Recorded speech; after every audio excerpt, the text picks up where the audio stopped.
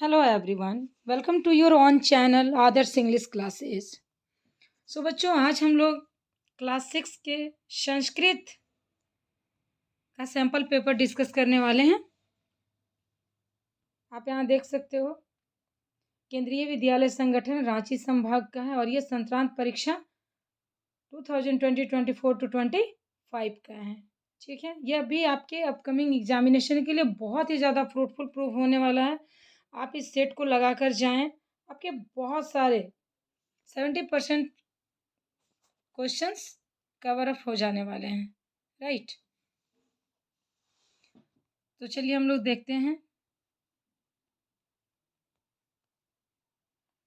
Class 6 subject Sanskrit है। ये आपका आंसर शीट है, आपको इसी में भरना होता है। ठीक है ना, ये विद्यालय का ही आंसर शीट है, इसी में आपको एग्जाम देना होता है। सबसे पहले हम लोग पढ़ेंगे प्रश्न पत्रे एवं उत्तरानी लेखनी, यानी जो कि क्या है, एक अपठिता बोधनम 10 मार्क्स का है। ठीक है, पैसेज है, संस्कृत का पैसेज है, आपको इसको पढ़ के देना है। जरा इसको हम लोग पढ़ते हैं।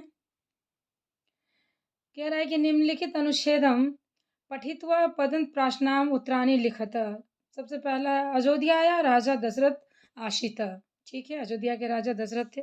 दशरथ चत्वारा पुत्रा आसनम, राम ज्येष्ठ पुत्र आशित, राम लक्ष्मण सीताभ्या सह वनम आगच्छत। ये तीनों कहाँ जाते हैं? वन जाते हैं। वने लड़काया राजा रावण, लंका के राजा रावण सीता हरणम अक्रोत एंड राम लक्ष्मणो रावणम अमार्यताम शोषिता गृहम अनैताम। वो लोग रावण से लड़कर सीता को घर लाते हैं। ये आपके पैसेज में है।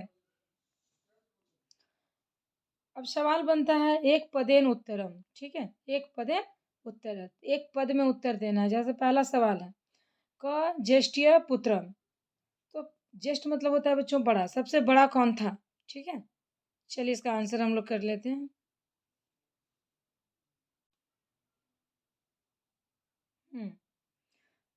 क ज्येष्ठ पुत्र, तो कौन ज्येष्ठ पुत्र था? राम।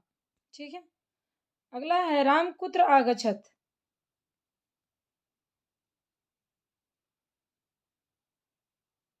राम कहाँ जाता है? वन में, वनम। थर्ड है अयोध्या राजा का आशित। कौन थे राजा? राजा दशरथ। और फोर्थ वन कह रहा है दशरथस्य कति पुत्रवा आसन। दशरथ के कुल कितने पुत्र थे? चतवारी, 4 पुत्र थे। ठीक है, नेक्स्ट क्वेश्चन है आपका। अगला सवाल है पूर्ण वाक्यन उत्तरत। ठीक है, पहला है चतवारा पुत्रम कस्य आसना। आंसर क्या हो जाएगा? उत्तरम दशरथस्य चतवारा पुत्र आसनम। राजा दशरथ के 4 पुत्र थे।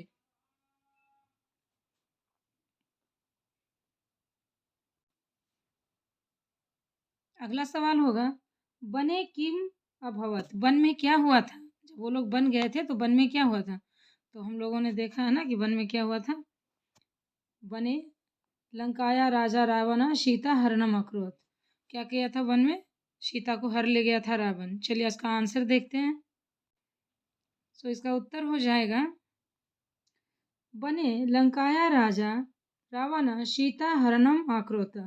वन में लंका के राजा रावण ने सीता का हरण किया था।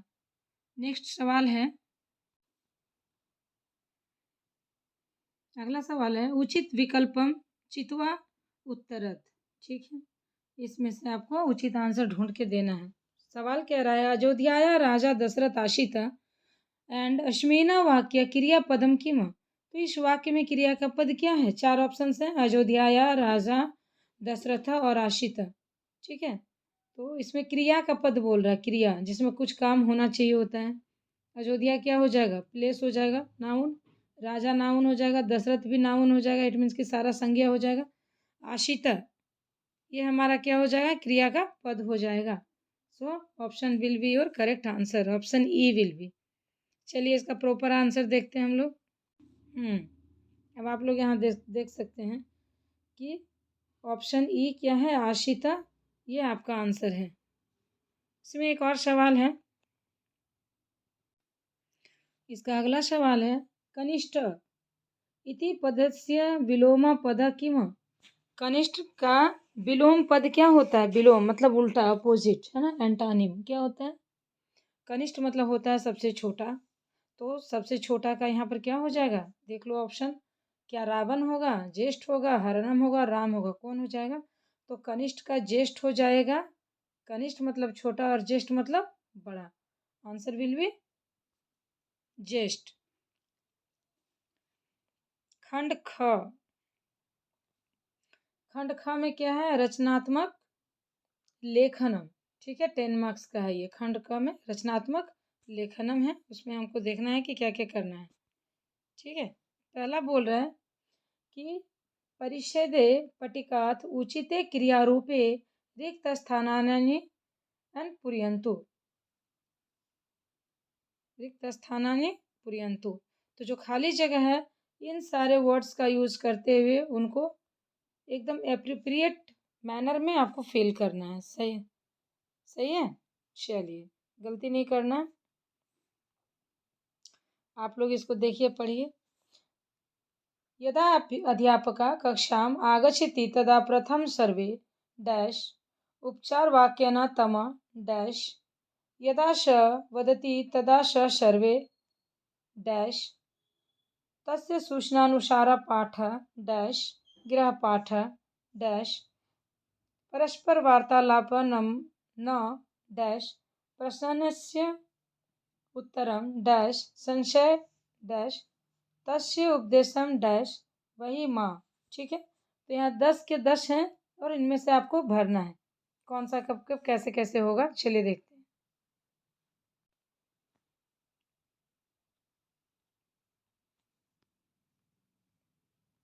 प्रॉपर वर्ड्स फिल करने हैं, राइट। चलिए हम लोग देखते हैं। जैसे पहला है, यदा अध्यापक कक्षाम आगच्छति तदा सर्वप्रथम सर्वे अभिवादनवन्तु। जैसे ही टीचर पहले कक्षा में आएगी, सभी बच्चे उनको क्या करेंगे? अभिवादन करेंगे। तो पहले ये हो जाएगा अभिवादन। आप लोग ये सारे वर्ड देख लो, मैं एक एक करके सारा बताऊंगी, ठीक है।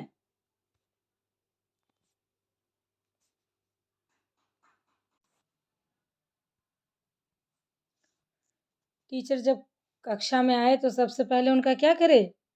अभिवादन करे, अभिवादन करे, ठीक है, अभिवादन। सेकंड है उपविशन्तु, औपचारिक वाक्य से उन्हें बैठने को कहें। अगला ऑप्शन क्या हो जाएगा? उपचार वाक्यंतमा उपविशन्तु, उनको औपचारिक रूप से बैठने के लिए कहेंगे, ये उपविशन्तु हो जाएगा। थर्ड है यदा स वदति तदा एवं सर्वे, इट मीन्स थर्ड का क्या हो जाएगा? श्रृण्वन्तु, मतलब जब वे बोले तो सभी लोग उनकी बात सुने, ठीक है। नेक्स्ट क्या हो जाएगा? पठन्तु, जब उनकी सूचना के अनुसार पाठ को पढ़े,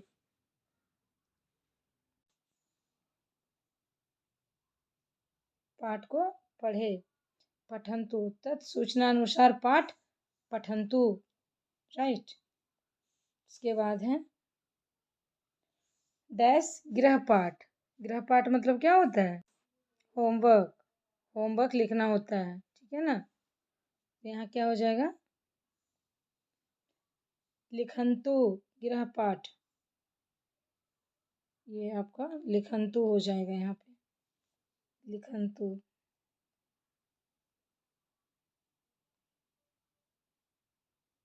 ठीक है, फोर्थ नंबर में नेक्स्ट हो जाएगा, नेक्स्ट हो जाएगा डैश परस्पर वार्तालापन। इसका मतलब है कि जब टीचर आ जाए, वर्क दे दे तो फिर बात नहीं करना है, कुर्वन्तु, है ना। क्या हो जाएगा यहाँ? कुर्वन्तु परस्पर वार्तालापन, फिर उसके बाद बात नहीं करना है। नेक्स्ट है अगर डाउट हो तो प्रश्न उत्तरम, अगर डाउट हो तो प्रश्न भी पूछना है। 7th में क्या हो जाएगा कि अगर डाउट हो तो प्रश्न भी पूछना है। पृच्छन्तु, प्रश्न का उत्तर पूछें। पृच्छन्तु मीन्स प्रश्न का उत्तर पूछें। नेक्स्ट है 8th नंबर में हो जाएगा वदन्तु। चलिए देखते हैं, है ना, वदन्तु, वदन्तु, राइट। वदन्तु संशय, अगर संशय है तो उनको पूछिए। नेक्स्ट हो जाएगा तस्य उपदेशनम गच्छन्तु, उनके निर्देशों के अनुसार ही जाएं। और 10th नंबर हो जाएगा उत्तिष्ठन्तु, बाहर ना खड़े हो। 10th नंबर क्या हो जाएगा उत्तिष्ठन्तु, ठीक है, कि बाहर नहीं खड़ा होना है, तो ये आपका हो जाएगा। ओके, फिल हो गया सारा। चलिए नेक्स्ट देखते हैं। अगला सवाल है क्वेश्चन नंबर 3। कोष्ठ का त समुचित क्रियापद चित्वा उदाहरणानुसारम अगन्यस्य कार्य लिखन्तु। आपको क्या करना है, यहाँ पर मैच करना है। मैचिंग हम लोग करते हैं ना, मैच करना है। किसके साथ कौन सा राइट मैच होगा। जैसे मुखम है तो चलती हसती वदंती, पाद है तो लिखंती चलती पश्यंती। तो देखना है कि पैर कभी देख नहीं सकता है, तो पश्यती के साथ तो जाएगा नहीं।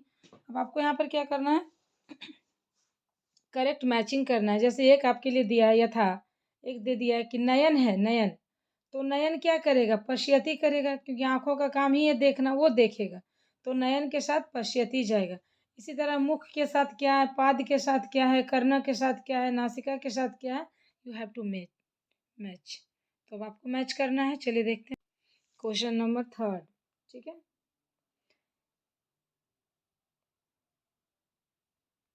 मुख है, मुख, मुख का काम क्या है, हंसना और बोलना। तो जो हंसती और बदती है वो मुख के लिए आएगा।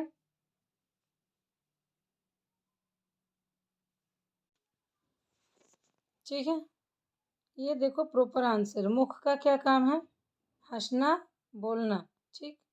पाद, पैर का क्या काम है भाई, चलता है, लिखता है और पश्यति, इट मीन्स कि पैर का ये सब काम है। कर्ण मतलब होता है कान, सुनने वाला। नासिका, नाक, घृणा करता है। जीवा, स्वाद लेता है। तो ये सब इसके साथ आपका मैच हो जाएगा।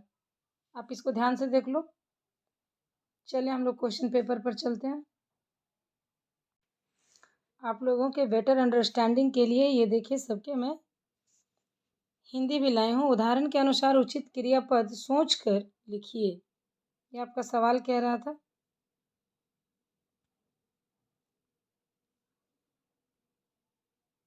मुख का क्या काम है, हंसता है, बोलता है, चलता है। पैर का क्या काम है, चलता है, लिखता है, देखता है। अब आप लोग इसके में मत सोचिएगा कि पैर कैसे लिखता है, ठीक है। अकॉर्डिंग टू योर क्वेश्चन ये आपका आंसर है। कर्ण, कान, सुनता है, बोलता है, हंसता है। नासिका का काम है सूंघना है। तो ये आपका फर्स्ट लेटर देखो, हंसना इसका काम है, पैर का काम है चलना, कान का काम है सुनना, नाक का काम है सूंघना। तो आप लोग फर्स्ट लेटर देखो, चूंकि वो सीक्वेंस में है ना तो साथ में है, लेकिन इसका फर्स्ट लेटर देखो कि क्या कह रहा है, राइट आंसर दे रहा है कि नहीं दे रहा है, ठीक है। तो फर्स्ट लेटर सबका राइट आंसर दे रहा है ना, तो वो फर्स्ट लेटर को देख करके आपको समझना है चीज़ों को, राइट। चलो आगे चलते हैं। नेक्स्ट क्वेश्चन, खंड ग, अनप्रयुक्त व्याकरणम। खंड ग क्या कह रहा है, पटिकात शब्दान चित्वा यथा योग्य गणेशु लिखंतु। इन सब का गण लिखना है, गण, ठीक है। गण कैसे लिखते हैं, चलिए देखते हैं हम लोग। तो गण कैसे है, मुख क्या है, मुख आपका जो मुंह होता है, वो मुख जिससे हम कुछ खाते हैं, वो हमारा प्रथम गण होता है। पादम, ठीक है। पादम पैर हमारा द्वितीय गण होता है और हस्त हमारे हाथ तृतीय गण होते हैं। तो गण ही लिखने बोल रहा था, गणेशु लिखंतु। 4th नंबर क्वेश्चन क्या था? गणेशु लिखंतु में हमने सबका गण लिखा है। चलिए नेक्स्ट, गण लिखना था, ये हो गया। नेक्स्ट चलते हैं, अगला क्वेश्चन क्या है? ओके सो अब अगला कह रहा है कि इसको देखो, फिगर को देखो। ठीक है, फिगर को देख करके क्या करना है, उनको आपका नाम लिखना है। जैसे इसका फेस दिख रहा है, इसका आर्म्स दिख रहा है, बाजू दिख रहा है, इसका पैर दिख रहा है ना, इसका नाम लिखना है। यहाँ पे हो जाएगा, मुंह दिख रहा है ना, इसका मुख लिखना है, मुख। ये क्या दिख रहा है? भुजा दिख रहा है ना, संस्कृत में भुजा दिख रहा है, भुजा लिखेंगे। ये क्या दिख रहा है? पैर दिख रहा है। पैर के साथ साथ क्या दिख रहा है? इसका थाई भी दिख रहा है, तो उसको क्या बोलते हैं? जानू। ठीक है, चलिए हम लोग देखते हैं। यहाँ पर आप लोग देख सकते हो, मुखम, भुजा और घुटना को क्या बोलते हैं? जानू। तो ये 4th नंबर था। नेक्स्ट अगला सवाल है 5th नंबर, अधोलिखितानां प्रायापादानां मेल कुर्वता रिक्तस्थाने पूरयन्तु। तो ये जो अधोलिखित है उसमें आपको क्या है? प्रायापादानां ढूंढना है, पर्यायवाची ढूंढना है। पर्यायवाची ढूंढ करके इसको फिल करना है। Right, let's see. जैसे गज, पर्यायवाची क्या है? हस्ती। और जलाशय, प्रजा, प्रजा को हम लोग क्या बोलते हैं? जनता। चंद्र, शासक और शीतांशु, सरोवर, जलाशय और हृदय। ये था आपका 5th number. Next question is, अगला सवाल है आपका, आमा न लिखत। Question number 6। Question number 6। अब यहाँ पर आपको क्या लिखना है? आंसर करना है सबका 1 by 1। पृथ्व्या त्रीणि रत्नानि सन्ति। तो आपको आंसर देना है ना। पहला है पृथिव्या नीतिरता सन्ति। तो इसमें आपका नीति हो जाएगा। क्या कह रहा है? पृथ्वी पर अच्छे आचरण वाले, नीति का पालन करने वाले होते हैं।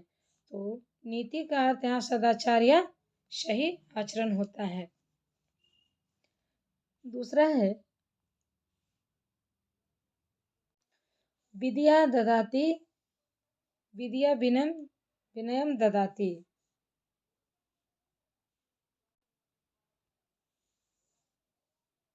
विद्या विनय ददाति में विद्या है, विद्या मिलता है, और विद्या से ही क्या होता है?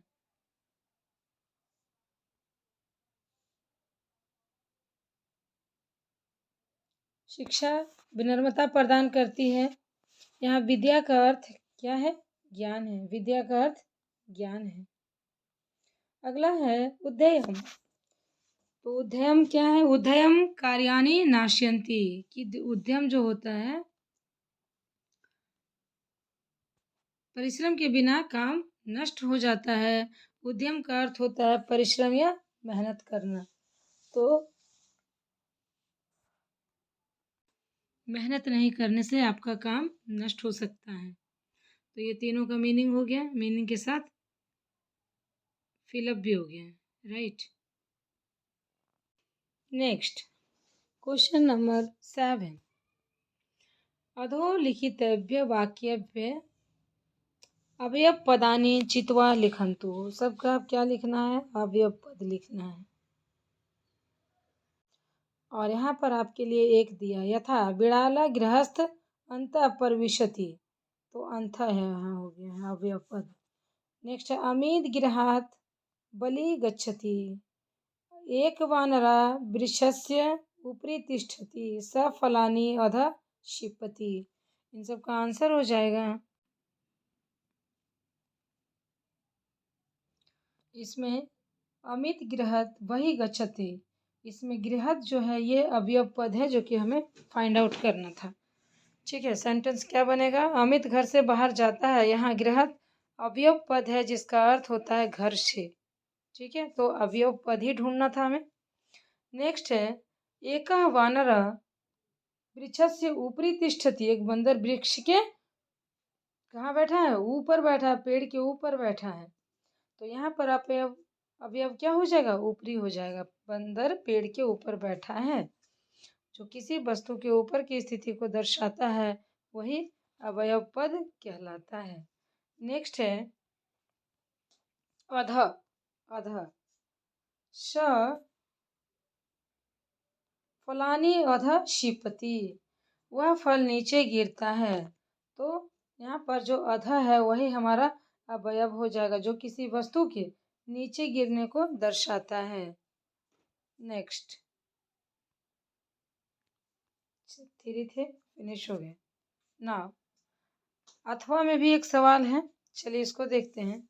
अगर ये नहीं बनाए तो इसको बनाएंगे। ये दो में से एक ही डील करना होता है, लेकिन मैं यहाँ आपके लिए दोनों डील कर दे रही हूँ ताकि यू डोंट बी कंफ्यूज। किसी भी मैटर में आपको कंफ्यूज नहीं होना है। सारे answer you should have to know, आपको आने चाहिए, राइट। चलिए अगला कह रहा है संस्कृत भाषाया सपरिचयम त्रिषु काव्येषु लिखत वाक्येषु लिखत। सबसे पहला है कस्य गुरु। कौन किसका गुरु है आपको फाइंड आउट करना है। चलिए देखते हैं कौन किसका गुरु है। जैसे गुरु द्रोण, गुरु वशिष्ठ और गुरु परशुराम, इनमें से कौन किसका गुरु है? तो हम लोग जानते हैं, as we know very well that Shri Ram के गुरु कौन थे? श्री राम के गुरु वशिष्ठ जी थे। कर्ण के गुरु कौन थे? परशुराम थे। और अर्जुन के द्रोण थे। चलिए प्रॉपर आंसर देख लेते हैं। बिल्कुल भी कंफ्यूज नहीं होना है, सारी चीजें क्लियर करेंगे, डोंट वरी। वशिष्ठ श्री राम जी के गुरु थे, कर्ण के गुरु परशुराम थे और द्रोणाचार्य अर्जुन के गुरु थे, right. Next question number 9। We have again a passage, read carefully then answer of your questions. Now passage को हम लोग पढ़ेंगे, फिर देखते हैं सवाल कैसे बनता है। अकस्मिने वने एक नित्य जल पूर्णम महान सरोवर अस्ति। कदाचित एक पिपासाकुल गजयूथ वनार्तं रात तत्र आगच्छति। तस्मिन् सरोवरे ते गजा स्वेच्छया जलं पीत्वा त्रास्त्वा क्रीडन्तः सूर्यास्तमये निर्गच्छति। तस्य सरोवरे तीरे समतात सुकोमलं भूमौ बहूनि सस्यकबिलानि सन्ति। येषु बहवः शासकाः निवसन्ति। सो गजानां परिभ्रमणे तेषु बिलेषु निवसन्तः बहवः शासकाः क्षतविक्षतः भवन्ति। केचन पुनः मृताः अपि भवन्ति। अतः शासकाः भीताः चिन्तामग्नाः अचिन्त्य भवन्ति। ते दुःखम् अनुभवन्ति स्वशार्थ च ते उपाया चितयन्ति। तो ये एक छोटी सी स्टोरी है जिसमें हाथी पानी पीने आता है और उसके नीचे खरगोश आकर के कुचल जाते हैं। तो इस तरह शोक मनाया जा रहा है। चलिए हम लोग क्वेश्चन आंसर देखते हैं। बहुविकल्प प्रश्न दिया गया है, बहुविकल्प मल्टीपल चॉइस क्वेश्चन दिया गया है।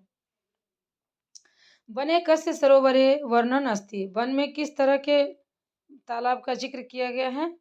तो हमने देखा है कि वो नित्य जल पूर्णम। आपका ऑप्शन क्या हो जाएगा? ए हो जाएगा, ठीक है। Option A will be your correct answer.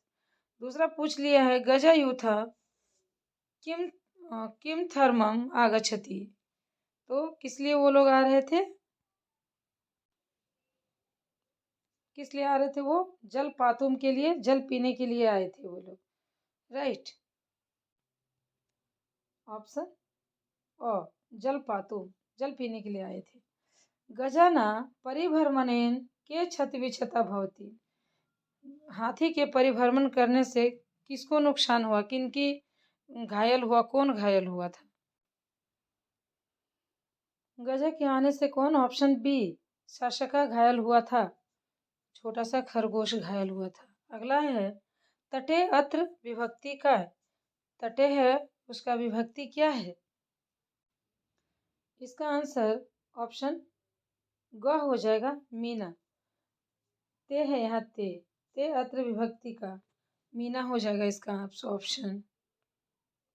5th number है भवंती अत्र वचनम किम, इसका आंसर हो जाएगा बहुवचनम। नेक्स्ट है सुखम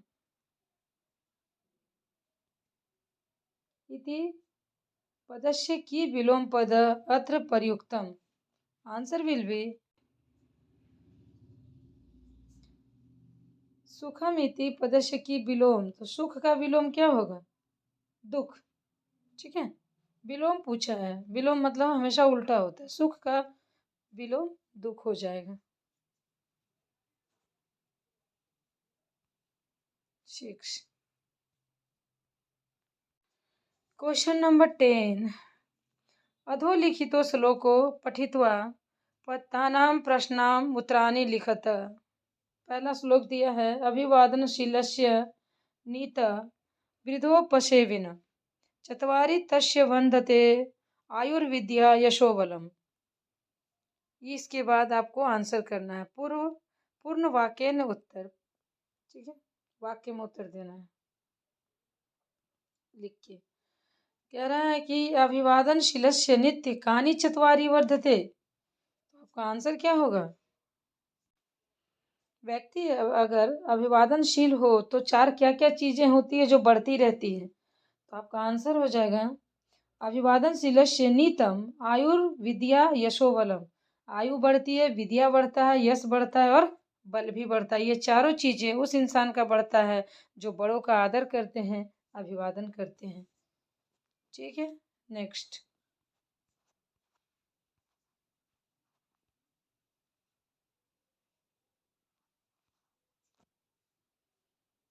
क्वेश्चन नंबर 2 व्याकरणात्मक प्रश्न। अब व्याकरणात्मक प्रश्न है, व्याकरण से प्रश्न है। अभिवादनम इति पदस्य पर्यायवाची किम। अब अभिवादन जो हम लोग अभी पढ़े उसका पर्यायवाची और क्या क्या होता है। अभिवादन मतलब क्या होता है, प्रणाम करना, प्रणाम करना होता है, किसी का अभिवादन करते हैं। तो option A. Next question number 11 question number 11 उदाहरणानुसार संख्या पद च लिखन्तु। अब उदाहरण के साथ क्या लिखना है, संख्या का पद लिखना है। कैसे लिखेंगे, चलिए यहाँ पर दिया गया है, कुछ वर्ड्स दिए गए हैं जैसे त्रयोदश, द्वादशत, द्वादश, दश और सप्तम। तो अब इनको भरना है। जैसे सबसे पहले कह रहा है कि यथा भवत परिवारे कति जना सन्ति। ठीक, कति दिशा सन्ति, कितनी दिशाएं होती है, 4। तो 4 को हम लोग क्या लिखते हैं, 4 दिशाएं होती है कि 10 दिशाएं होती है, 10 दिशाएं होती है। कहते हैं ना कि अगर आप में अच्छी क्वालिटियां हैं तो आपके उन क्वालिटी की जो सुगंध है, खुशबू है, वो 10 दिशाओं में फैलती है। तो दिशाएं कितनी होती है, 10 होती है। ठीक है, 10 दिशाएं होती है। तो ये जो दशा है वो यहाँ पर आपका आंसर हो जाएगा। चलो हम लोग इसको प्रॉपर शीट में देखते हैं।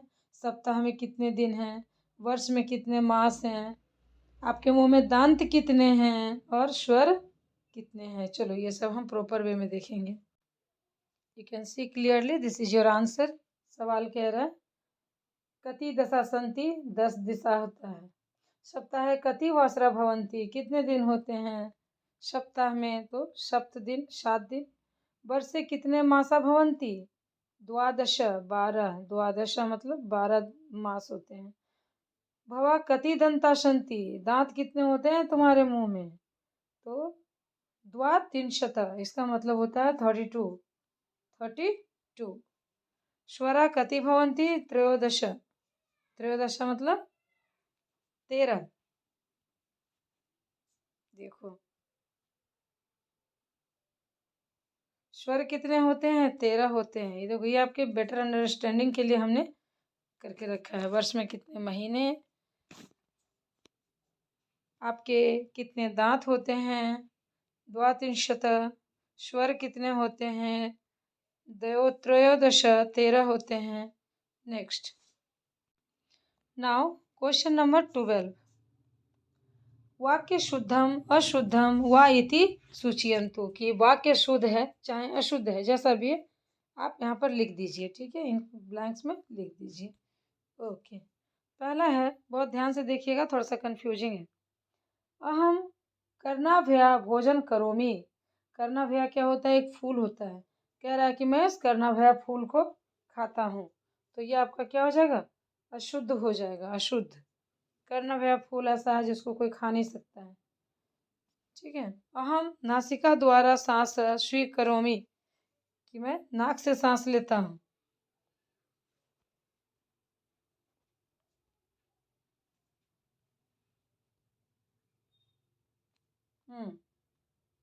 It is your answer. चलो,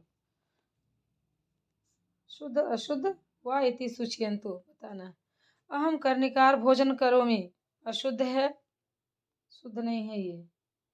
नेक्स्ट है, अहम नाटिक्या सर्वा श्रुणोमि, तो इसमें क्या गलत है? ये सर्वा में म लगेगा तब होगा सही, है ना?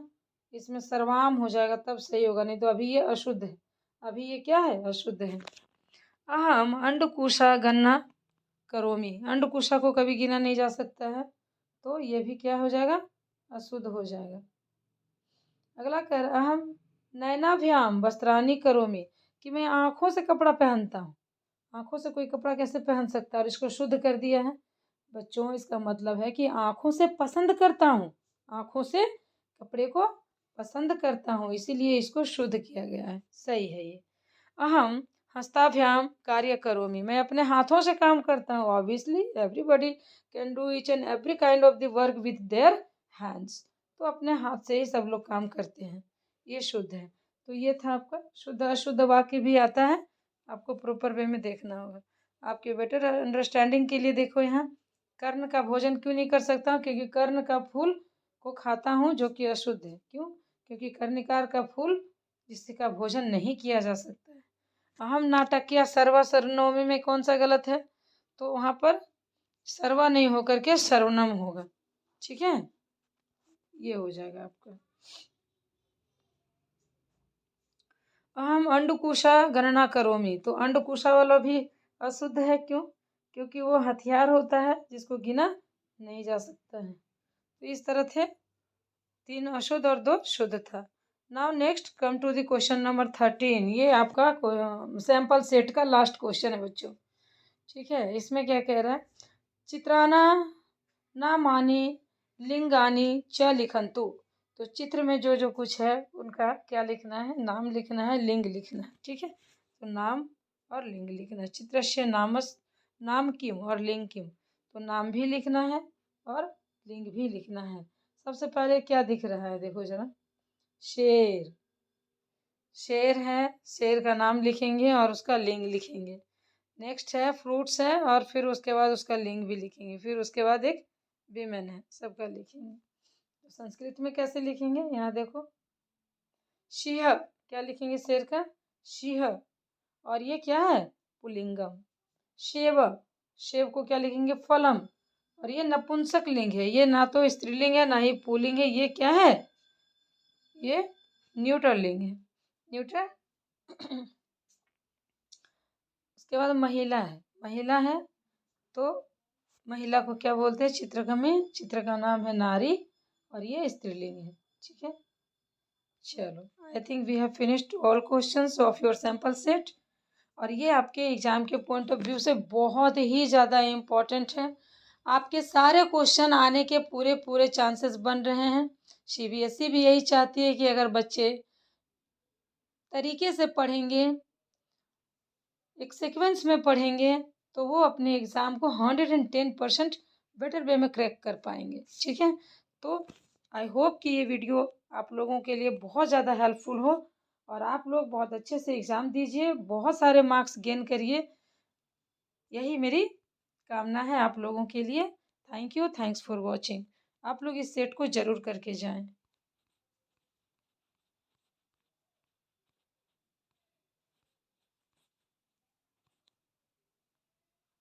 से आपकी प्रैक्टिस बनी रहेगी।